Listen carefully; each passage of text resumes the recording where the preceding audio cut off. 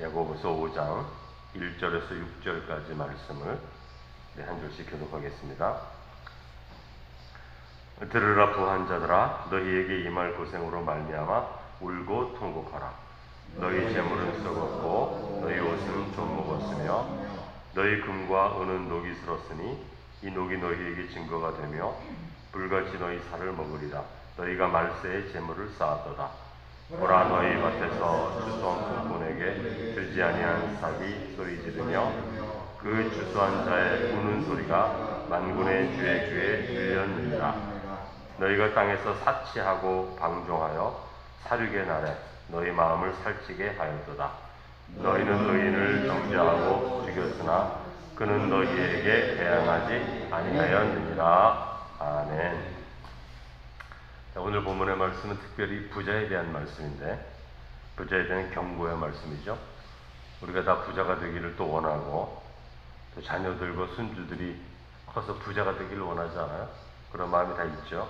우리가 인생을 살아가면서 또 물질이 풍성하다는 것에 이적 유익을 또 알기 때문에 그런 마음이 듭니다.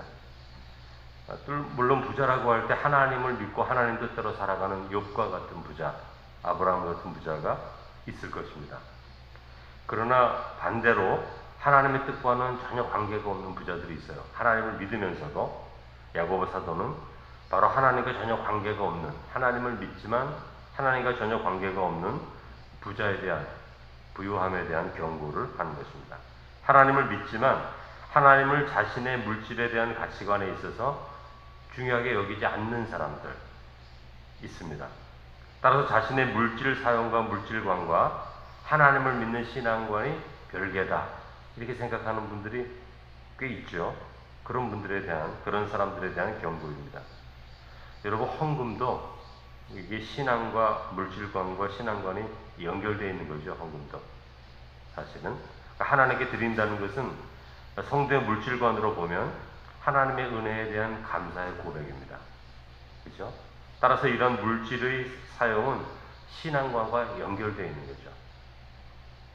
그러므로 예수님이 마태복음 6장 21절에 내 보물 있는 그곳에 내 마음도 있느니라, 그렇게 말씀하십니다. 그러니까 물질관과 신앙관이 사실은 연결되어 있습니다. 왜냐하면 사람에게 있어서 그 사람의 가치를 가장 잘 보여줄 수 있는 거, 그 물질관이거든요. 그 물질을 어떻게 사용하고 있는가, 그걸 보면 그 사람의 신앙도 사실은 보이는 것입니다. 그러니까 우리가 물질을 어떻게 사용하는가, 우리가 하나님을 어떻게 믿는가 하고 아주 긴밀하게 연결되어 있는 것이에요. 그런데 이것을 따로따로 생각하는 부자들이 있었다는 거죠. 야곱의 눈에 보기에는 하나님을 믿는다고 하면서 물질관에 있어서는 굉장히 인색한 사람들, 또 하나님을 믿는다고 하면서 그 물질에 대해서 굉장히 야박한 사람들, 그런 분들이 있죠. 그런 부자들에 대한 경고의 말씀을 지금 야고보가 하는 것입니다. 1절에서 3절까지는 야고보가 바라보는 잘못된 부자들인데, 1절에 보면 들으라 부한 자들아, 너희에게 임할 고생으로 말미암아 울고 통곡하라. 이거 완전히 예언서에 있는 말씀하고 비슷한 내용으로 가는 거죠. 이사야 예언서 같은 경우 부자들에 대해서, 고위공직자들에 대해서 굉장히 심판의 말을 하시는데, 지금 그런 예언자의 말과 같이 선포하고 있는 것을 알 수 있습니다. 부자에게 임할 고생이 있는데 너희들이 울고 통곡하라, 이렇게 말씀하고 있는데요. 이 말에는 두 가지 뜻이 있습니다. 하나는 회개하라, 긍정적인 의미에서는 회개하라, 그런 뜻이겠죠. 또 하나는 앞으로 당할 고난이 분명하기에 그 고난 가운데서 울고 통곡하라는 것인데, 잘못된 부자들에 대한 하나님의 심판이 반드시 있을 것이라는 그런 예언의 말씀이죠. 근데 여러분, 물질이 많으면 울고 통곡할 일이 뭐 있나요? 물질이 없는 사람들에 비해서 훨씬 적죠. 가난한 사람들에 비해서 훨씬 사실은 적은데, 왜냐하면 물질은 삶에 대한 보호와 편안함을 주거든요. 그래서 물질이 많으면 큰 질병에 걸려도 생존할 가능성이 훨씬 크죠. 좋은 의료적인 혜택을 받으니까, 또 요즘에는 좋은 교육 혜택을 받으니까 본인만 정신을 잘 차렸다면 훨씬 성공할 가능성이 큰 게 이 세상입니다, 사실은. 그러니까 물질은 삶에 대한 보호와 편안함을 줍니다. 뭐 울며 고통할 게 없어요. 사실은 별로. 뭐 있긴 있죠. 부자들도 고통이 있긴 있지만 상대적으로 그 고통들이 낫지 않습니까? 대부분의 시험과 어려움이 물질에서 오는데 그 물질이 많다라고 하는 것은 그런 시험과 고통에서 벗어나 있다. 그런 의미도 되는 거군요.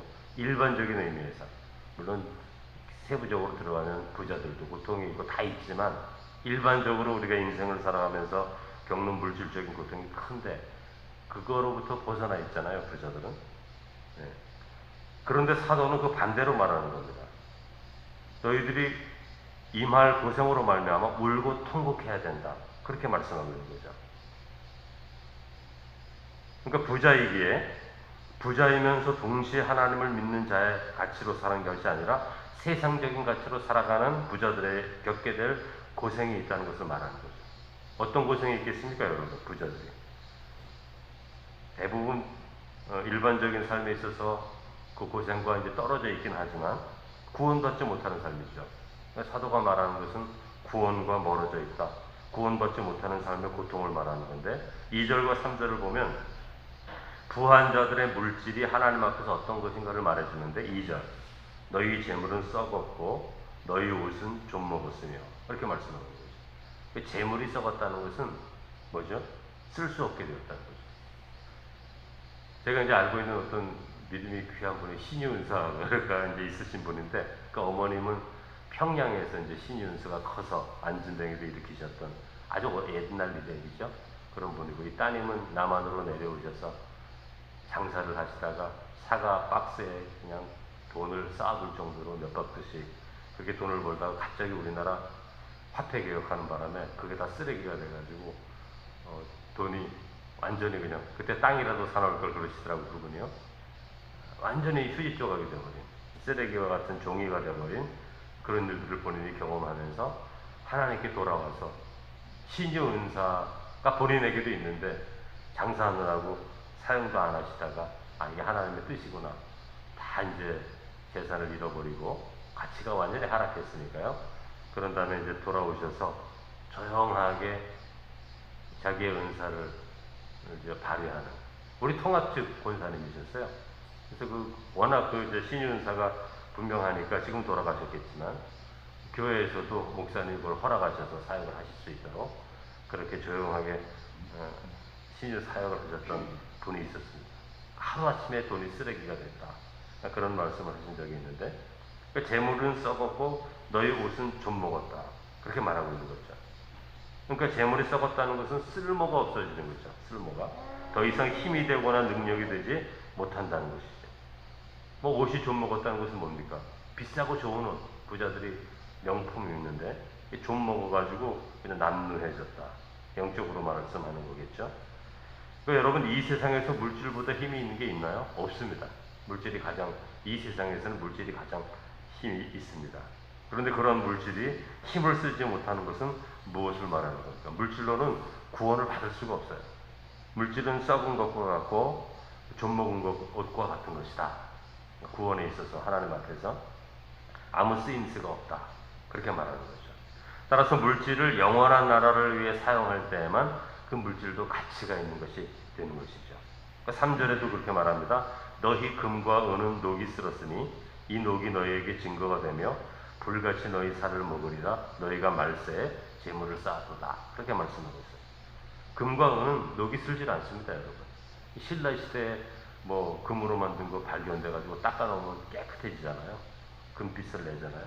금과 은은 녹이 쓸지 않는데 사도 야고보는 금과 은이 녹이 쓸었다. 그렇게 말하고 있는 거죠. 아무 쓸모가 없어졌다. 말하는 것입니다. 특히 말세에 재물을 쌓아두다 이렇게 말씀하고 있는데 이 말씀은 사도행전 2장의 말씀을 배경으로 하는 거죠. 성령이 임재하셨을 때 사람들이 큰 은혜를 받고 부자들이 사도 앞에 자기 물질을 다 갖다 놓습니다. 부자들이. 그래서 사도들이 그 물질을 가지고 가난한 사람들을 다 나눠줬어요. 그래서 가난한 자가 다 없어졌다. 그런 성경의 말씀이 있지 않습니까? 이제 그 말씀을 배경으로 야고보는 자기가 경험했으니까 그것을 말하고 있는 거죠. 그러니까 이것이 기독교의 물질관, 하나님을 믿는 사람들의 물질관이라는 것이죠.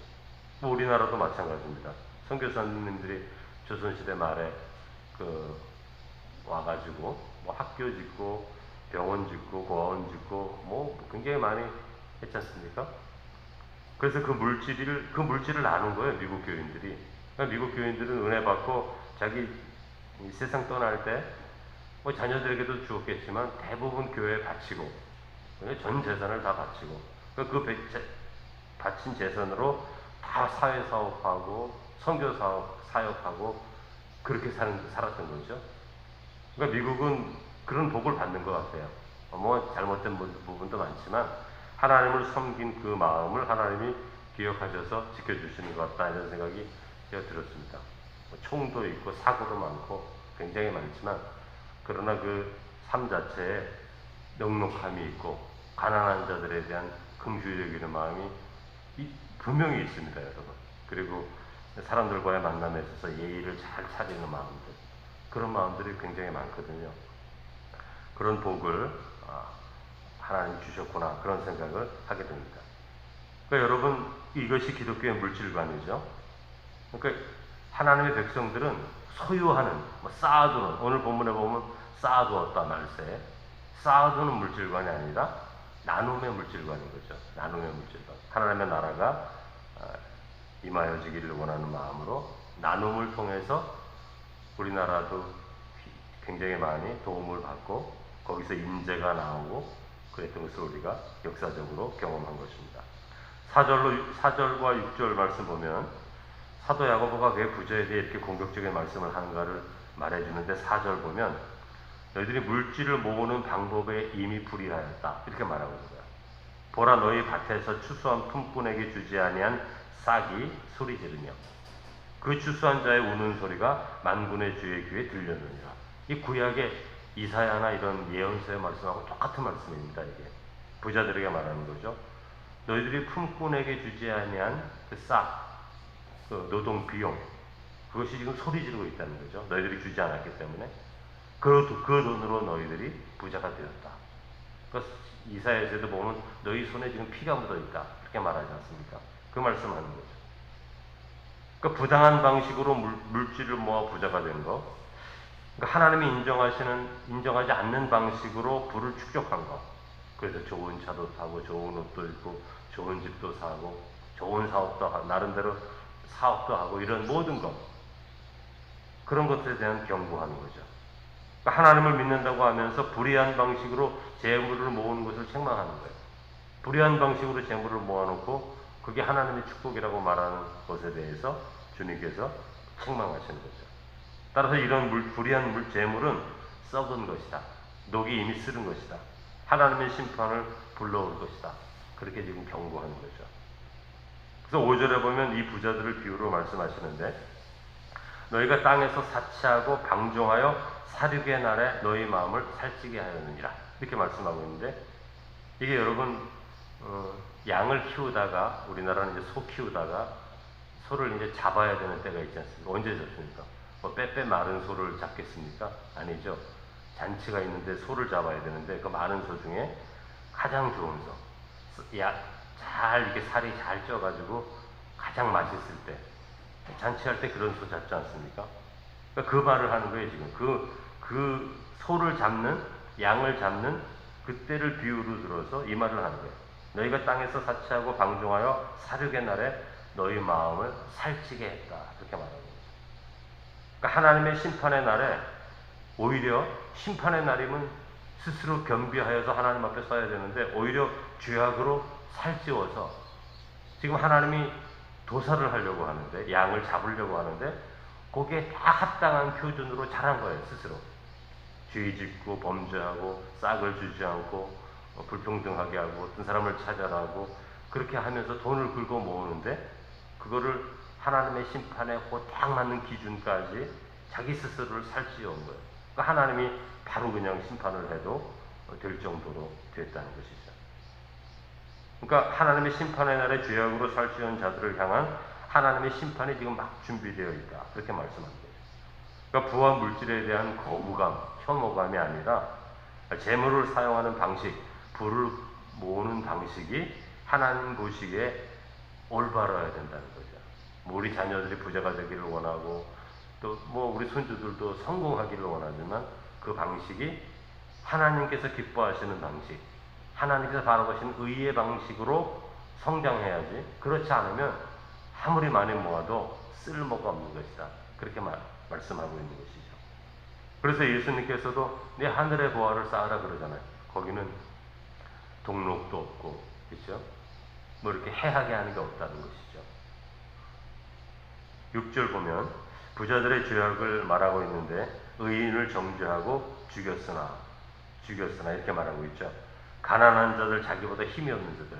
여기 부자는 단순히 돈 많은 사람을 말하는 것이 아니라 권력이 있는 사람들을 말하는 거죠. 힘이 있는 사람들을 말하는 것인데, 그러니까 그 부자, 힘이 있는 사람, 권력 있는 사람들이 가난한 자들, 자기보다 힘이 없는 자들을 강제하여서 모략해서 돈을 뺏는 거죠. 지금도 마찬가지입니다.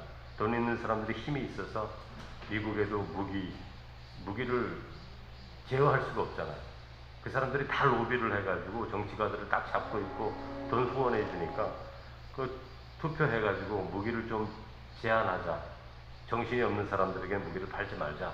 나이가 어린 사람들에게 무기 팔지 말자. 이게 통과시키면 되는데 이 통과가 안 되잖아요. 그러니까 저렇게 사람들이 많이 죽지 않습니까? 그런 거거든요. 돈을 가지고 권력을 만들어서 어떤 더 사회가 더 아름답고 좋은 방식으로 가도록 자꾸 만들어야 되는데 오히려 그렇지 않게 되는 거죠. 강제하고 모략하여서 뺏었다는 거죠. 그러나 그들은 너희에게 대항하지 아니하였다. 그렇게 말하고 있습니다. 오히려 가난한 사람들은 믿음으로 그 시련을 이겨나가는데, 오히려 가난한 자들은 물질을 의지하지 않고 하나님을 믿고 의지하였는데 너희 부자들은 오히려 의인을 정죄하고 죽였다. 그렇게 말씀하고 있는 거죠. 그러므로 우리 성도들은 부자도 되어야 되죠. 성공도 해야 되고, 그런 것들이 나쁜 것이 아니라 하나님의 뜻 안에서 하나님께 영광 돌리는 방식으로, 의의 방식으로 그것들이 다 진행이 되고 준행이 될 때 누가 보아도 하나님의 복이 임하였다. 이렇게 말할 수 있도록 우리가 그런 삶을 살아가야 되고, 꼭 부자가 안 되더라도 우리가 하나님 앞에서 성도로서 살아갈 때 하나님의 의의 방식으로 그 믿음의 길을 걸어가다가 보면 하나님의 풍성한 은혜가 또 우리 가운데 임할 수가 있는 것이잖아요. 또 언제나 하나님의 성도들은 하나님 보시기에 합당한 모습으로 살아가야 되는데, 그 중에 하나는 그가 부자건 가난한 건 상관없이 물질은 항상 나누어져야 되는 것이다. 쌓아놓는 것이 아니라 나누어져야 되는 것이다. 이런 사랑의 방식 가운데서 하나님께서 우리 가운데 역사하실 수 있는 것이지, 하나님이 원치 않는 방식으로 살아가면서 하나님께서 우리에게 복 주시기를 원하시면 안 된다는 거예요. 제가 목회할 때 이런 일이 있었습니다. 경춘가도에 러브 호텔을 지으셨어요. 이분들이 서울에서 오신 분인데, 신방에서 이제 개업을 해야 되는데 와달라 그러는 거죠. 저에게 잠깐 오셨어요. 잠깐 오신 분인데, 그러니까 담임 목사님이 고민을 하시더라고요. 그 러브 호텔인데 성도가 러브 호텔을 지어놓고 와서 기도하고 축복해달라 그러니까 이 담임 목사님이 이게 이제 갈등이 되시는 거야. 도대체 이게 사업의 목적으로 봐서는 이거는 갈 수가 없는 것인데, 또 성도가 사업을 한다고 잠깐 들렸던 그 새신자였는데 그렇게 고민하는 것을 제가 봤습니다. 뭐 가긴 가셨죠. 성도님이 사업을 위해서 기도해달라고 가긴 가셨는데 그 마음에 불편함을 가지고 가신 것을 제가 이제 기억합니다. 제가 부목사이기 때문에. 그러니까 우리 성도의 삶은 온전한 믿음을 향해 가야 되는 거죠. 미국에서도 영주권을 받아야 되니까 어떤 대학 청년이 열심히 교회 다니는 청년인데 영주권을 받아야 되니까 영주권 스폰서를 받아야 되는데 스폰서를 받을 데가 없는 거예요. 그러니까 어느 좀 이상한 회사, 세상적으로 좀 악한 회사인데 거기서 이제 연락이 오는 거예요. 사실은. 그러니까 이 청년이 영주권에만 정신이 팔려 있으니까 그 회사에 막 들어가려고 그러는 거예요. 그러니까 담임 목사님하고 이제 상담을 하는데 담임 목사님이 네가 아무리 영주권이 급하다고 해도 누가 보기에도 이게 성도가 가져야 할 이게 직업이 아닌데 네가 그런 회사 가서 어떻게 영주권을 받아서 살 수 있겠냐. 한국으로 돌아가더라도 이런 일은 해서는 안 되고 기도하자. 그래서 이제 그런 마음이 가지고 있다가 다시 돌이켜서 그 포기하고 믿음의 길을 걸어가기로 결심하는 중에 또 좋은 일들이 생겨서 영주권 스폰서를 받게 되었지만 사람들이 그렇게 되거든요. 거기만 보게 되면은 우리는 눈앞에 있는 것만 보는 사람들이니까. 그러나 우리를 향한 구원의 풍성한 은혜를 바라보면서 멀리 바라보고 나아가는 사람들은 이런 시험이나 이런 것들에 휘둘리지가 않는 것이죠. 하나님의 의의 백성으로 그 말씀을 따라서 순종하며 하나님을 사랑하는 방식으로 날마다 선택하고 나아갈 때 그것을 바라보시고 하나님의 성도의 길을 풍성한 길로 인도해 주시고 복된 길로 인도해 주시기에 우리가 하나님의 자녀로서 온전한 가치관을 바라보며 나눌 수 있는 성도 되시기를 주님의 이름으로 축원합니다. 거룩하신 하나님 아버지 감사합니다. 우리 세상 사람들은 다 부자가 되는 것이 꿈이고 또 풍성하게 사는 것이 꿈인데 사도 야고보를 통해서 오히려 너희가 울며 통곡하라 이런 경고의 말씀을 듣습니다. 사랑이 많으신 주님, 우리가 진실로 믿음으로 바라보고 소망하고 꿈꾸는 것들이 단순히 물질적인 풍요가 아니라 예수 그리스도 안에서 또 하나님을 섬기고 사랑하고 우리가 살아가는 삶의 길 가운데 하나님의 선하심을 증거하고 하나님의 구원을 나타낼 수 있는 또 영적인 부요함도 허락하여 주시고 이 영적인 부요함을 믿음의 부요함을 가지고 살아갈 때 우리의 삶 가운데서 하나님께서 풍성한 은혜도 허락하여 주셔서 또 우리에게 물질을 또 허락해 주실 때에 쌓아놓는 물질이 아니라 하나님의 영광을 위하여 나눌 수 있는 그런 풍성한 손길로 살아갈 수 있는 저희들 되도록 주께서 은혜를 더하여 주시옵소서. 물질이 우리의 우상이 되지 않게 하시고 참 신이신 하나님, 그 하나님을 의지하며 승리하며 살아가는 성도 되게 해 주옵소서.